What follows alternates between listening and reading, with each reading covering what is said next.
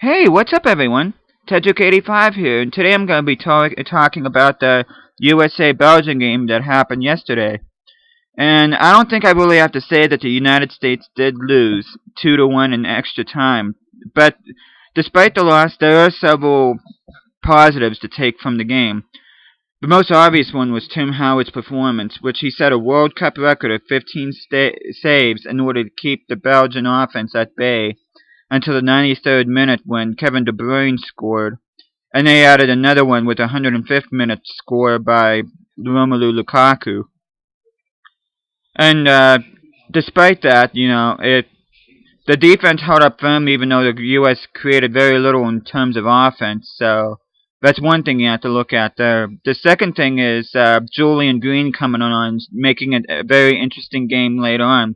Came on as a substitute and scored within minutes of coming on with a beautiful goal, which happened to be the first goal that Belgium has given up in open play this entire tournament. So he's definitely a youngster to keep an eye on in the future. Another youngster to keep an eye on is DeAndre Yedlin, who replaced the injured Fabian Johnson, which was a huge loss. It seemed like a huge loss, but DeAndre Yedlin was equal to the task. And to me, he was the best player other than Tim Howard out there. And Jermaine Jones, I know he was pretty good too, but he ended up getting a broken nose and his productivity decreased a little bit. And another thing is too, I know this guy got a lot of heat this World Cup, but I thought Michael Bradley played a pretty decent game too.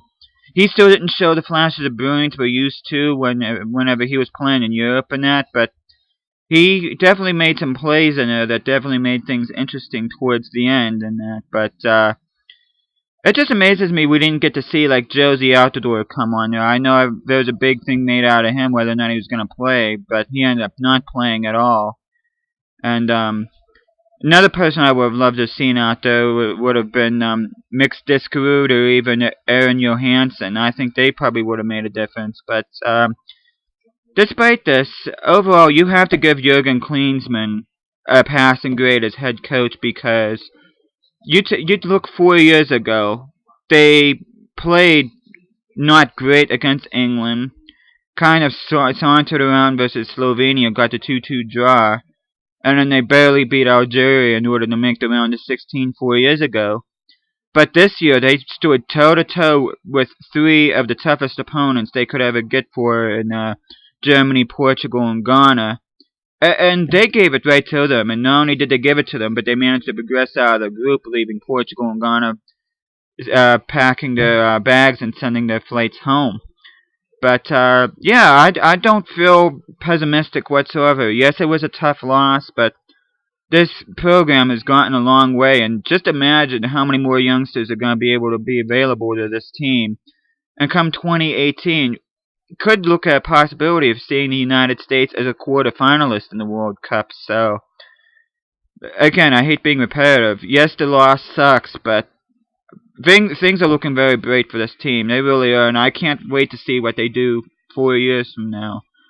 And it's going to be interesting whether or not Tim Howard's able to hold form, which I highly doubt, but the U.S. has always been known for producing lots of good goalies, such as Brad Friedel and Casey Keller and Tony Meola and that, so I don't worry too much in that department. There's always going to be someone up there to step up in that, so, and I think the more it develops, the more we're going to see Jurgen Klinsmann's promised attacking team that we want, and I know that's going to be a common criticism, but like I said before, the level of competition the United States played in this World Cup was extremely high, and they're asking the U.S. to play an attacking style like Jurgen Klinsmann promised. Would have been a lot to ask for, and I think for what it's worth, I think Klinsmann did a fantastic job managing this team. So, yeah, as long as the U.S. keeps heading in this direction, it's going to be a very exciting several years for this team.